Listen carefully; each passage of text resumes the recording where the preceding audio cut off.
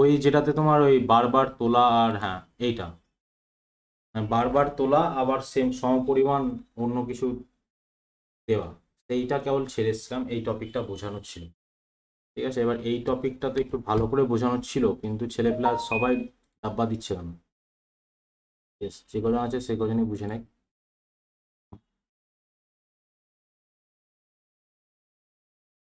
দেখো আমাদের কি বলা হয়েছে, suppose a container X units of liquid form which Y units. আচ্ছা, কারো একজনের অডিও অন আছে, যখন কথা বলবে তখনই অন করবে, otherwise of. Suppose a container contain X units of liquid from which Y units are taken out and replaced by water after in operation the quantity of pure liquid in the final mixture, এটা আমাদের বলা হয়েছে। তো আমাদের বলা হচ্ছে যে X ইউনিটের একটা কন্টেনার আছে, যেখানে X ইউনিটের আমার ধরো মিল্ক আছে। এই কন্টেনারে ইনিশিয়ালি X ইউনিটের মিল্ক ছিল, ঠিক আছে, X লিটার মিল্ক ছিল।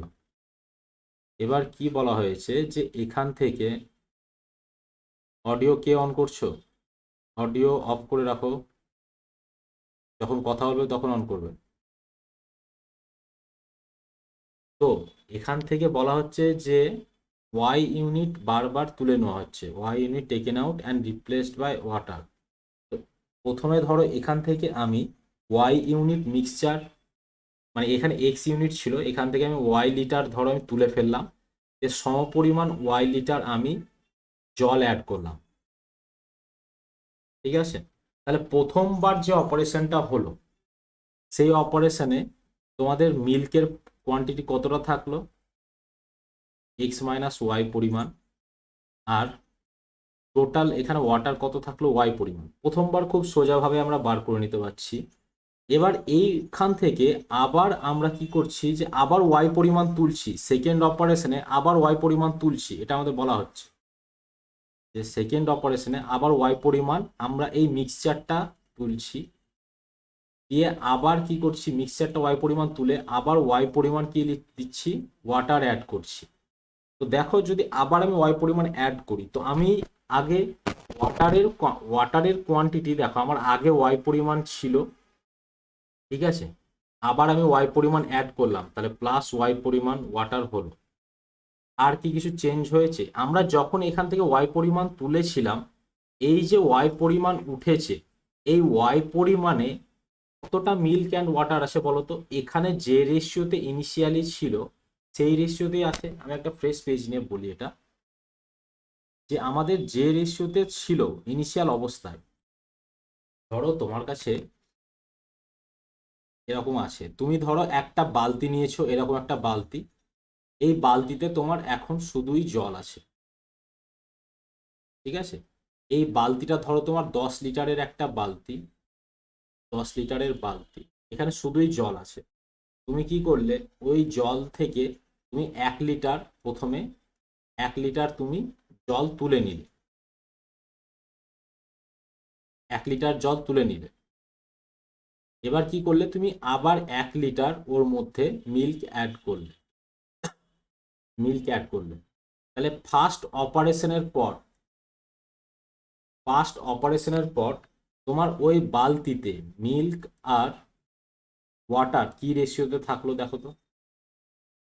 মিল্ক থাকলো তোমার 9 ইউনিট, ওয়াটার হলো 1 ইউনিট, 9:1 রেশিওতে মিল্ক অ্যান্ড ওয়াটার থাকলো।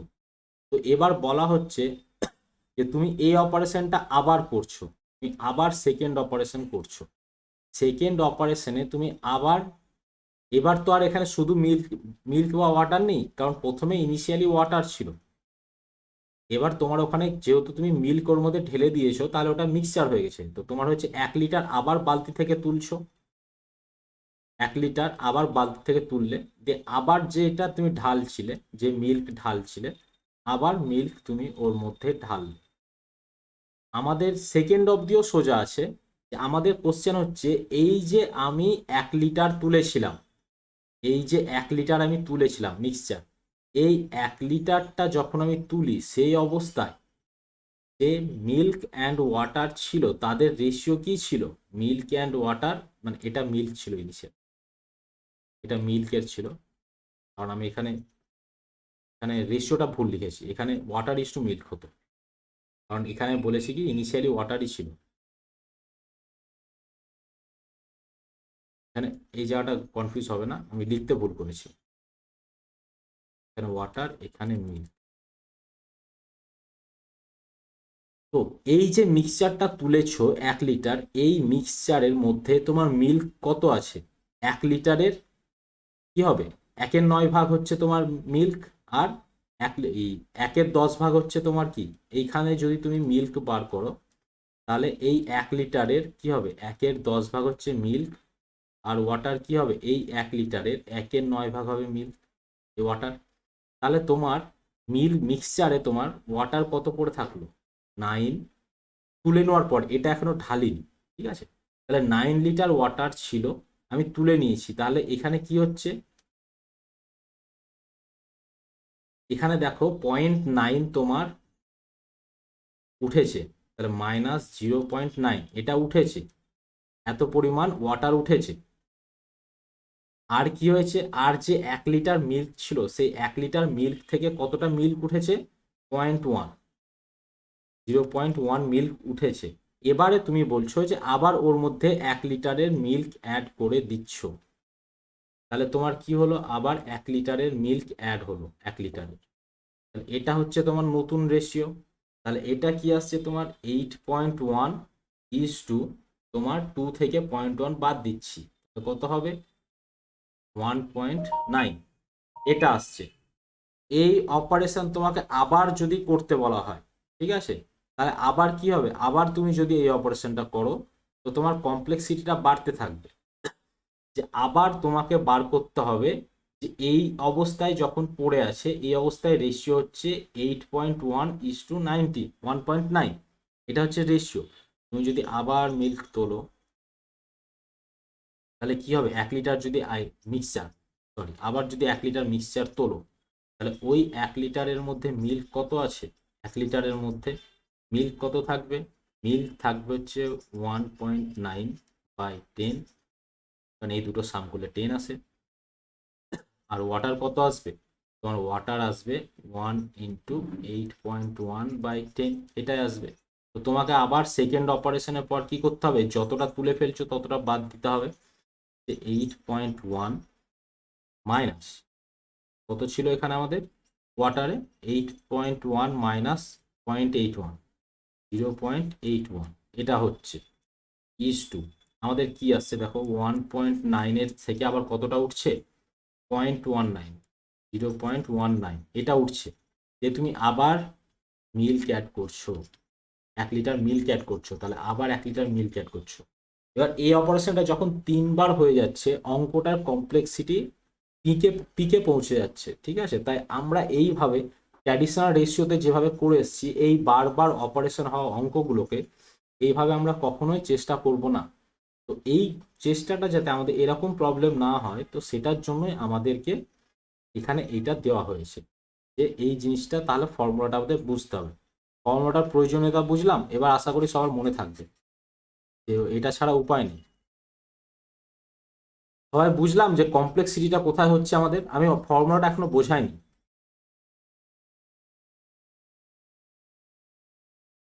যদি বলতে না চাও টেক্সটে জানাবে, কিন্তু অ্যাটলিস্ট জানাবে, ঠিক আছে, কারণ এখানে আমি তোমাদের কমপ্লেক্সিটিটা বলে দিচ্ছি, শর্টে বলে দিচ্ছি, যে তোমার 10 লিটারের একটা বালতি আছে, তুমি সেখান থেকে 1 লিটার তুললে জল দিয়ে 1 লিটার দুধ ঢাললে, তো প্রথমবার যখন জল তুললে তুমি ওখান থেকে 1 লিটার তুললে, সেই প্রথমবারে কি শুধুই জল উঠে এসেছিল, কারণ ওই মুহূর্তে তো আর কোনো ভেজাল মেশানো ছিল না জলে, তো আবার তুমি 1 লিটার দুধ ঢেলে ওই বালতিটাকে 10 লিটারের করে দিবে। দ্বিতীয় অপারেশনে কি হলো, তুমি আবার, এবার তো মিক্সচার হয়ে গেছে, ওই মিক্সচার থেকে তুমি আবার তুমি 1 লিটার তুললে, তো তুমি যখন সেকেন্ড টাইম 1 লিটার তুলবে তখন কি শুধুই জল উঠে আসবে, তা তো হবে না, তুমি যদি 1 লিটারের একটা কোটো যদি ডুবিয়ে তুলে নাও তাহলে তোমার কি উঠে আসবে, জল এবং দুধ দুটো উঠে আসবে, এবং কোন রেশিওতে উঠে আসবে ওরা যে রেশিওতে বালতিতে মিক্স হয়েছে সেই রেশিও দিয়ে উঠে আসবে। কারণ তোমার ওই বালতি থেকে 1 কাপ জল নাও আর ওই বালতির মতো একটা সমুদ্র বানিয়ে দাও, মিল্ক আর ওয়াটারের রেশিও তো ফিক্সড, ওই 1:9 থাকবে, তাই কি নয়? এটা হচ্ছে ঘটনা। ওখান থেকে তুমি সেকেন্ড অপারেশনে আবার তুললে, তো সেকেন্ড অপারেশন মিক্সচার তুললে আবার মিল্ক ঢাললে, তো ওই মিক্সচারের মধ্যে মিল্কও উঠে এসেছিল, ওয়াটার উঠে এসেছিল, কোনটা কতটা উঠে এসেছিল দেখলাম, যে মাইনাস টাইনাস করে আমাদের সেকেন্ড মিক্সচারের শেষ অবস্থায় আমরা দেখলাম যে মিল্ক আর ওয়াটারের রেশিওটা কি হলো। এবার থার্ড টাইম যখন তুমি আবার তুলবে, তাহলে এই অবস্থায় যে রেশিওতে তুমি ওকে ছেড়েছো এই রেশিওতেই তো উঠবে। তুমি এই রেশিওর অবস্থায় ওদেরকে ছেড়ে দিয়েছো, এবার যদি তুমি 1 লিটার তুলো তাহলে এই রেশিওতে উঠে আসবে। এই রেশিওতে উঠে আসার পর তোমাকে এই রেশিওতে ওই 1 লিটারের মধ্যে কতটা কতটা মিল্ক অ্যান্ড কতটা ওয়াটার সেটা তোমাকে দেখতে হবে। তাহলে তুমি দুটো কোয়ান্টিটি বার করলে, এবার মিল্ক তুমি 1 লিটার আবার অ্যাড করে দিচ্ছ, তাহলে তুমি 1 লিটার মিল্ক আবার অ্যাড করে দিচ্ছ। তাহলে বুঝতে পারলাম যে এখানে কি সমস্যাটা হয়, মানে কিভাবে হয় যদি তুমি ট্র্যাডিশনালি করতে যাও।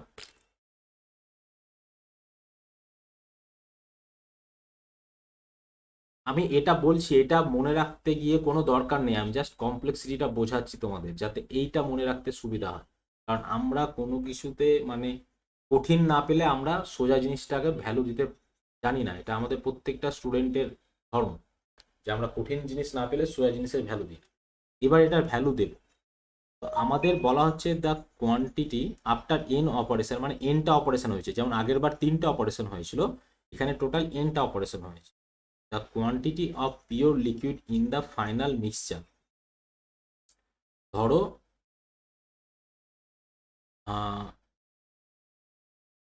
এটা অ্যাকচুয়ালি এরকম হয়, রিমেনিং মিক্সচার মানে রিমেনিং কোয়ান্টিটি বা রিমেনিং লিকুইড, রিমেনিং লিকুইড মানে যে লিকুইডটা তোমার ইনিশিয়ালি ছিল সেই লিকুইডটা কতটা পড়ে আছে, রিমেনিং লিকুইড বাই হচ্ছে তোমার ইনিশিয়াল ভলিউম।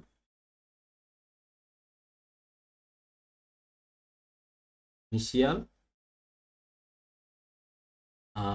ইনিশিয়াল লিকুইড মানে ওই লিকুইডটা ইনিশিয়ালি কত অবস্থায় ছিল, ইনিশিয়াল লিকুইড বা ইনিশিয়াল ভলিউম যে কোনো ভাবে ফর্মুলাটা মনে রাখতে পারো, is equal to 1 - y/x⁴n। Actually ফর্মুলাটা এইভাবে মনে রাখলে সুবিধা হয়, যে remaining liquid by initial liquid. আর এখানে ওয়াই এর ভ্যালু কি, ওয়াই মানে হচ্ছে তুমি পার অপারেশন কত করে তুলেছো, আর এক্স মানে হচ্ছে অ্যাকচুয়ালি ইনিশিয়াল লিকুইডটাই চাওয়া হয়েছে। তাহলে আমাদের এখানে ফর্মুলাটা কি পেলাম, যে remaining liquid by initial liquid is equal to 1 - y/x⁴n। এটা হচ্ছে আমাদের ফর্মুলাটা। এখানে আমাদের সেটাই দেওয়া হয়েছে যে এক্সটাকে আমি নিচে এনে রেখে দিয়েছি, যে এই এক্সটাকে আমি নিচে এনেছি আর কিছুই করি, তাহলে y মাইনাস এই 1 - y/x⁴n এটা হচ্ছে, এটা হচ্ছে আমাদের ফর্মুলা। তো ফর্মুলাটা কয়েকটা অঙ্ক করলে মনে থেকে যাবে, ঠিক আছে? এই মুহূর্তে আমার কাছে ওই স্লাইডে একটাই অঙ্ক আছে, আমি তোমাদের নেক্সট ক্লাসে বাকি অঙ্কগুলো অ্যাটাচ করে দেবো। আজকে কত কি কি অ্যাটাচ করা আছে দেখছি আজকে। তো দেখো আমাদের এখানে সেম একটা অঙ্ক দেওয়া আছে, যে বলা হচ্ছে a container content 80 litre milk, from this container 8 litre of milk was taken out and replaced by water. This process was further repeated 2 times. How much milk is now contained in the container? এটা আছে। তাহলে আমাকে যদি remaining milk হিসাবে যদি ফর্মুলাটা যদি মিল্কের আছে, ইনিশিয়ালি মিল্ক ছিল, তাহলে রিমেনিং মিল্ক এটা লিখতে হবে আমাকে, বাই কি লিখতে হবে আমাকে, initial milk, remaining milk by initial milk. এবার কি আছে, যে আমার 1 - কি ছিল, y/x। ওয়াই মানে হচ্ছে কি পার অপারেশন আমি কতটা করে মিল্ক তুলছি, ঠিক আছে? মিল্ক পার অপারেশন, শুধু যদি ল্যাঙ্গুয়েজেই চাও, milk per operation, milk per operation by initial milk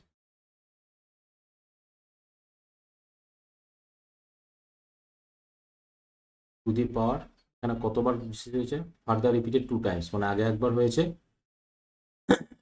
আর পরে আরো 3বার হলো।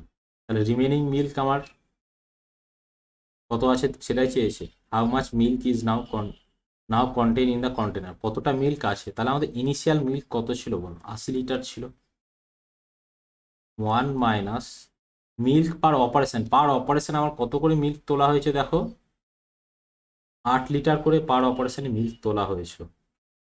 ইনিশিয়াল মিল্ক কত ছিল আমাদের, 80 টু দি পাওয়ার 3। তাহলে রিমেনিং মিল্ক আমাদের কত আসছে, 80 ইন্টু, এটা যদি কাটাকাটি করো তাহলে 10, তাহলে হচ্ছে আমাদের 1 মাইনাস 1/10, মানে কি আসবে 9/10, এটা আসছে আমাদের। তাহলে 9/10 যদি তুমি এবার কিউব করো, ঠিক আছে, কারণ এখানে কিউব দেওয়া ছিল, তাহলে এটার যদি তুমি এবার কিউব করো তাহলে তোমাদের কি আসবে, 9 কিউব করলে 81 ইন্টু 9 বাই, এটা আসছে। তাহলে তোমাদের অ্যান্সারটা কি আসবে, যে 8 ইন্টু 81 ইন্টু 9। এবার তুমি ক্যালকুলেশন করবে, 9 কে 9, 8 9 72, ঠিক আছে, 58.52 হচ্ছে অ্যান্সার। এবার আমি অঙ্কটা আরেকবার প্রথম থেকে বলে দিই। A container contained 80 liter of milk. From this container, 8 liter of milk was taken out and replaced by water. This process was further repeated 2 times. How much milk is now contained in the container?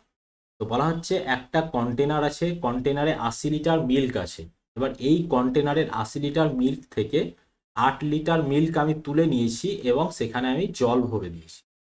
তো এবার বলা হচ্ছে যে এই প্রসেসটা আরো দুবার repeat করেছি, তাহলে আমার শেষ অবস্থায় গিয়ে কতটা পরিমাণ মিল্ক কন্টেনারে পড়ে থাকলো, এটাই আমাদের জানতে চাওয়া হয়েছে।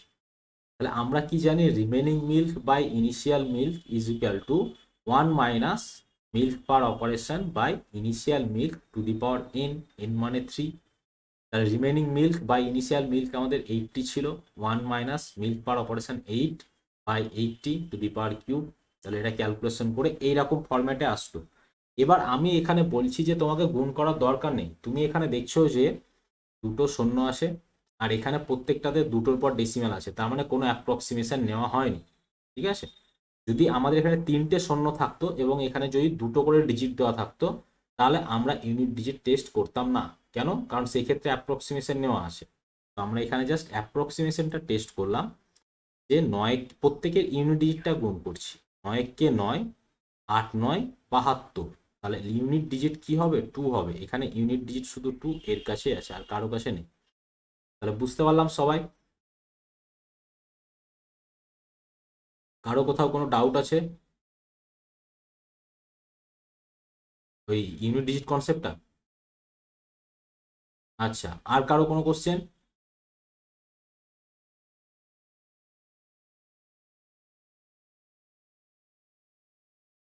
হুম,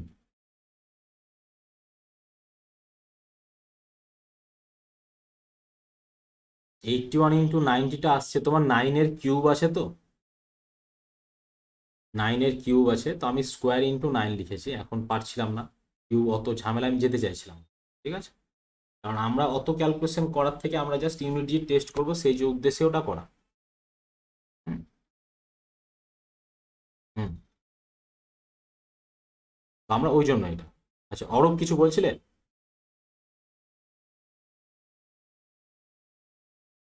আচ্ছা আচ্ছা, অডিও অন ছিল, আমি ভাবলাম কিছু বলছো। তো ঠিক আছে, এইখানে ইউনিট ডিজিটটা আরেকবার বলে দিই। আর এখানে 81/19 যেটা হয়েছে, এটা হওয়ার একটাই কারণ হচ্ছে 9-এর কিউব ছিল, ঠিক আছে। 9-এর কিউব মানে হচ্ছে 729, নাকি? 9 কে 9, 8 9 72, হ্যাঁ 729। তো আমরা এখন ওখানে যাচ্ছি না, আমরা 81 ইন্টু 9 লিখেছি। এবার আমরা যেটা করছি সেটা হচ্ছে যে আমাদের 8 ইন্টু 81 ইন্টু 9/100 ছিল। এবার আমি কি বললাম, যে আমার এখানে যদি 3টে জিরো থাকতো আর অপশনে যদি দুটোর পর ডেসিমালের পর দুটো সংখ্যা নেওয়া হতো, তাহলে আমরা ওটা অ্যাপ্রক্সিমেশন বুঝতেই পারতাম। কারণ কি, যদি তোমার ধরো 1 1 1 1 1 এরকম দেওয়া আছে আর যদি 3টে জিরো থাকে, তাহলে সেই সংখ্যাটা কি দাঁড়াবে, একটা দুটো তিনটে 1 1 1। তাহলে এই 3টে সংখ্যা থাকা উচিত আমাদের। যদি 3টে জিরো থাকে, তো আমাদের এখানে দেখছি দুটোই জিরো আছে আর প্রত্যেকের পরে দুটো করে ডিজিট আছে। তাহলে আমরা কি করব, আমরা পরিষ্কার বুঝতে পারছি যে এখানে অ্যাপ্রক্সিমেশন নেওয়া হয়নি।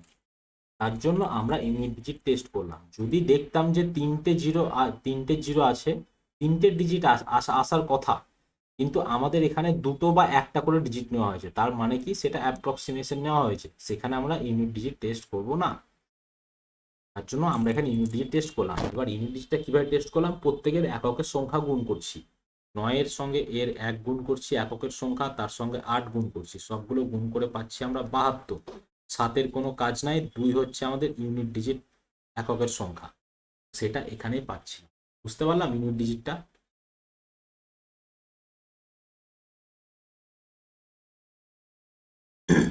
এবার আমরা যে সেকেন্ড টাইপের এক্সারসাইজগুলো আসছে সেগুলো আমরা শুরু করছি। তো সেখানটা একবার দেখে নিচ্ছি।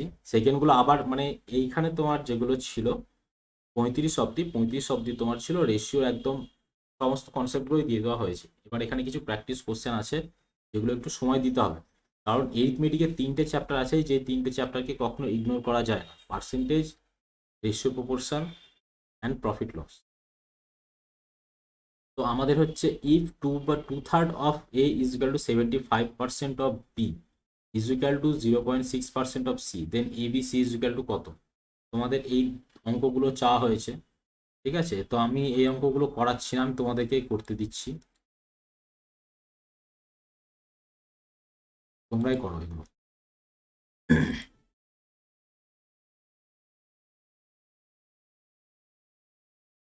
এগুলো তোমরাই করে দাও আমাকে, এই দুটো করে দাও আমাকে।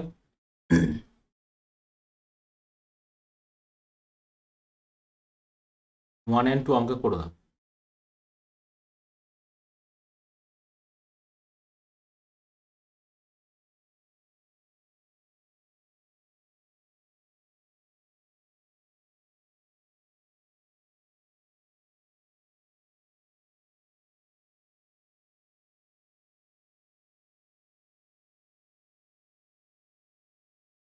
2/3 অফ এ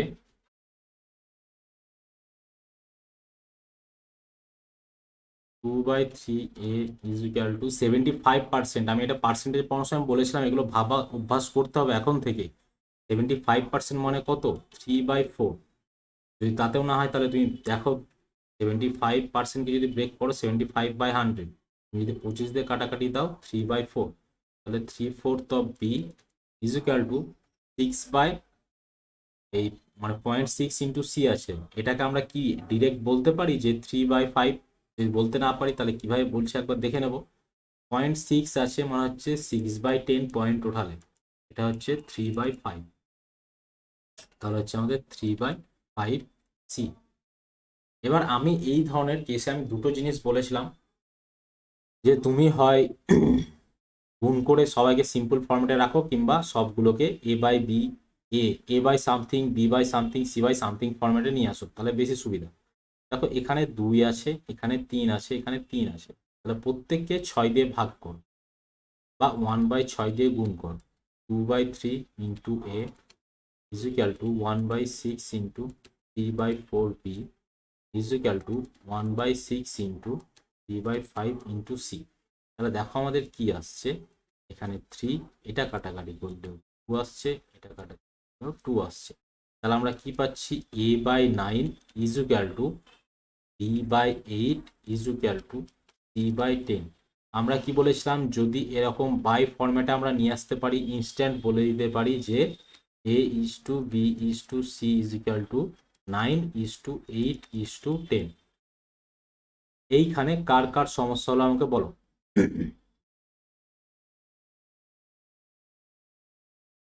কার কার সমস্যা হলো? তোমাদের দুজন নতুন আছো, তোমাদের নামটা আমি ভুলে গেলাম, দাঁড়াও বলছি নামটা। হ্যাঁ, তোমাদের কি অসুবিধা হলো এই জায়গাটায়? আচ্ছা বেশ, ঠিক আছে। তাহলে আমাদের যেটা আছে সেকেন্ড প্রবলেমটা একবার দেখে নেব। আচ্ছা 1 সেকেন্ড, তার আগে আমি আরেকজনকে দেখে নিই।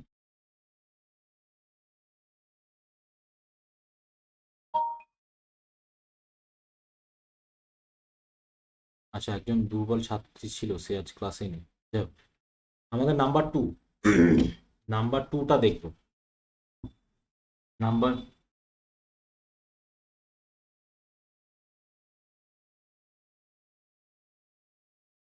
নাম্বার টু এর প্রবলেমটাই বলছো?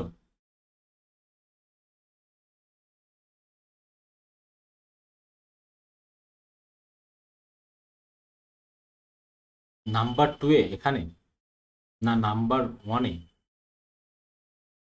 টু এরটা ইনভার্স প্রপোর্শন বলতে কোনখানে কি অ্যাপ্লাই করছো তুমি সেটা বলো।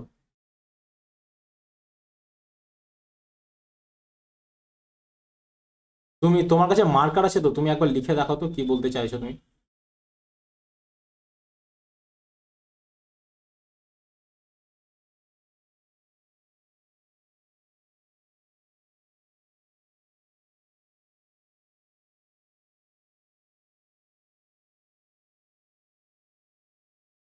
বেশ বেশ, সেরকম হলে জাস্ট আমাকে বলো, আমি লিখছি, তুমি বলো।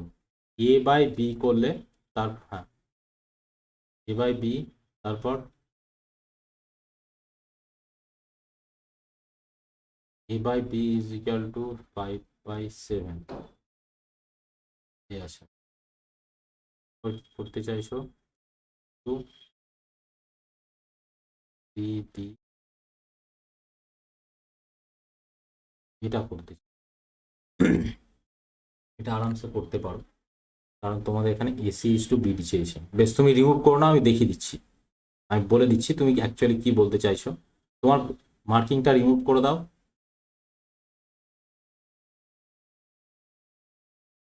মার্কিং রিমুভ করে দাও। হ্যাঁ, এবার আমি বলছি যে আমাদের A by B is equal to দেওয়া আছে 5/7, ঠিক আছে, এটা দেওয়া আছে। আর একটা দেওয়া আছে D by D is equal to 2a/3b, এটা দেওয়া আছে, দেওয়া আছে।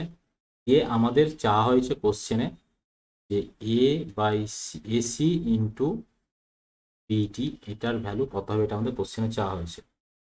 তাহলে আমরা এখানে ইনভার্সলি প্রপোর্শনাল বা এ প্রপোর্শনাল কোনো কিছুতে যাবোই না, আমরা জাস্ট মাল্টিপ্লাই করে দেবো। কারণ দেখো আমাদের এখানে কি আছে, এসি বাই বিডি, আর এখানে A by B is equal to 5/7 আছে, আর C by D is equal to 2a/3b আছে। তাহলে আমরা তো অন্য কিছুতে যাওয়ার দরকার নেই না আমাদের। আমরা কি করছি, আমরা এ বাই বি ইন্টু, যদি দুটো গুণ করে দিই, যদি তুমি এটাকে 1 নাম্বার বলো আর এটাকে যদি 2 নাম্বার বলো, এবার দুটোকে যদি গুণ করো, তাহলে সিডি কি হবে আমাদের, 5/7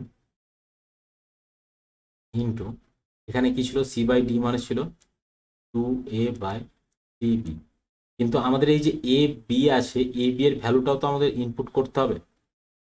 তাহলে আমাদের এই এ বি এর ভ্যালুটা যখন তুমি পুট করবে, তাহলে আবার কত আসবে, 5/7 আসবে। তাহলে তোমার অ্যাকচুয়ালি কি আসছে, 5×5 = 25, 25×2 = 50, 7×7 = 49, এখানে আসবে 147। তাহলে 50:147, এটা হচ্ছে অ্যান্সার। বুঝতে পারলাম?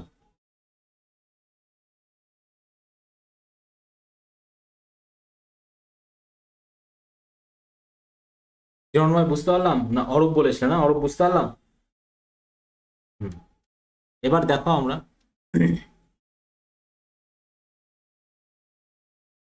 আচ্ছা বেশ, ঘোষণা বুঝতে পারলাম।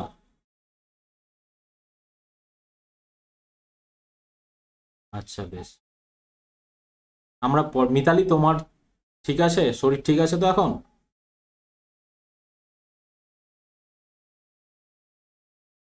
আচ্ছা বেশ, প্রিভিয়াস ক্লাসগুলো করে নিও, বুঝতে পারলে, তোমার অনেকগুলো ক্লাস ডিউ হয়ে আছে।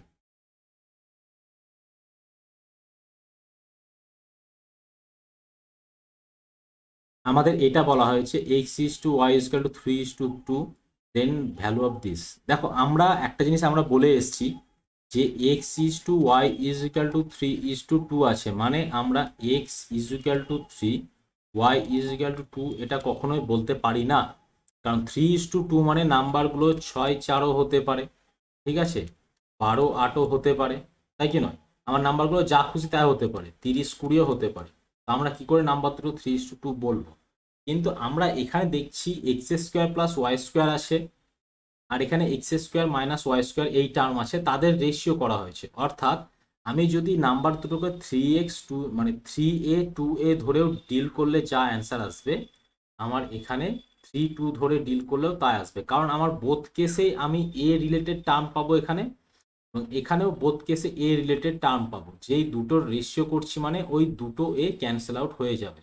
তাই এখানে আমার 3a 2a ধরাও যা, এ বি এর ভ্যালু 3:2 ধরাও তাই। তোমাদের যদি কোনো ডেসক্রিপটিভ পরীক্ষা দাও, তোমাদের 3a 2a ধরে প্রসিড করতে হবে। আর এমনি তোমার নিজের ক্যালকুলেশনের সুবিধার্থে তুমি জাস্ট 3 2 বসিয়ে দেবে।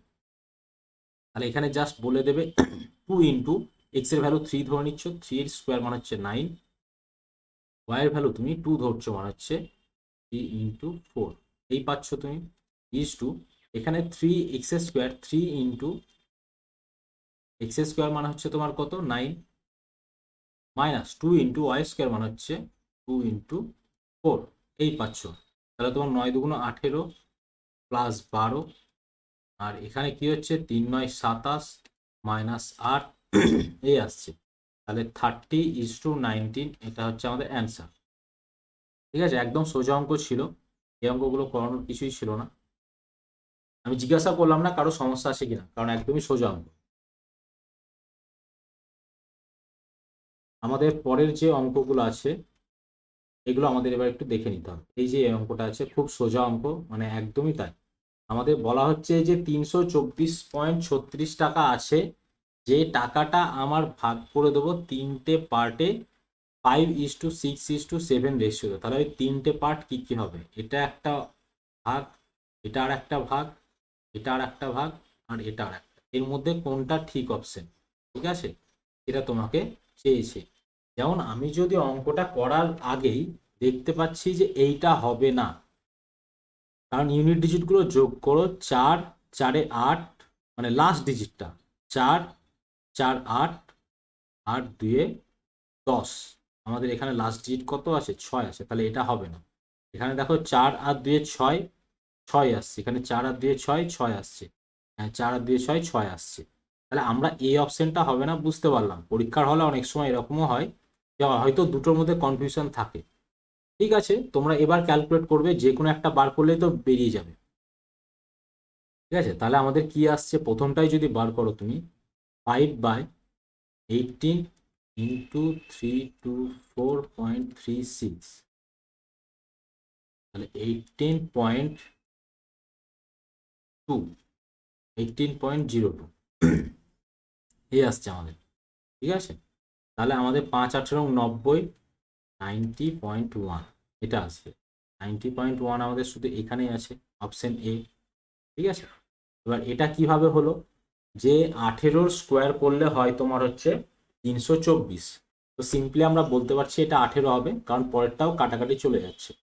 তো 18 2 36, তাহলে হচ্ছে 0.2, ঠিক আছে, মানে 0.02 বলো। হুম হুম হুম, কারণ আমি প্রথম ভাগটা বার করছি, দ্বিতীয় ভাগটা হবে 6/18।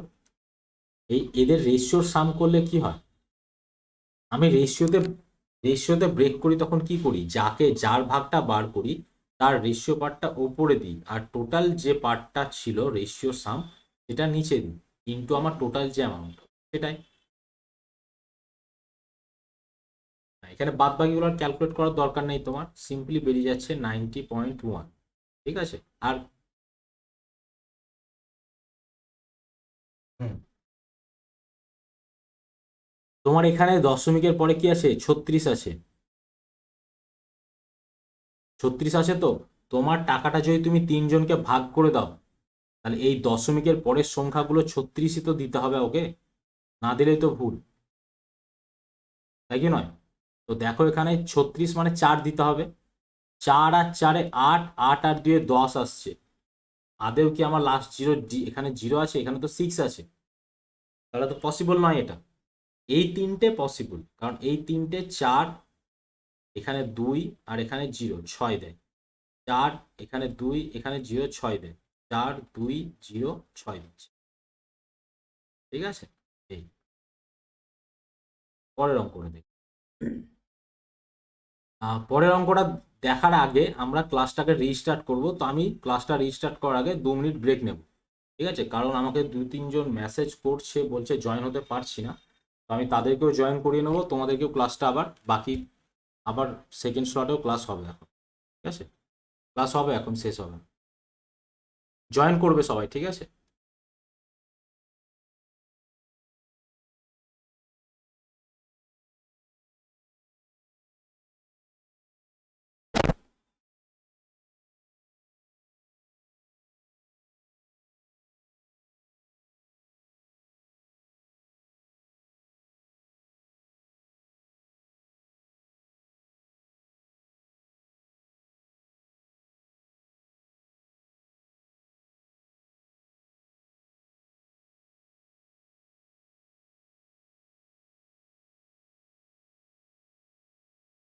হ্যালো। হ্যালো। হ্যাঁ, কি সমস্যা হচ্ছে? আমি না দাদা জয়েন হতে পারছিলাম না। এখন লাস্টের দিকে তুমি যখন ওই ক্লাসটা আউট মানে ইয়ে করলে, হ্যাঁ। নেক্সট ক্লাস জয়েন আবার রিজয়েন করাতে বললে, তখন দেখতে পেলাম, মনে হলো সেকেন্ড ক্লাসে তাহলে জয়েন করে দেখছি হতে পারছি কিনা। এ যা। ফার্স্টের দিকটা একদমই হতে পারলাম না, কেন বুঝতে পারলাম না। আচ্ছা আচ্ছা, বেশ, ক্লাস রেকর্ড আছে, অসুবিধা নেই।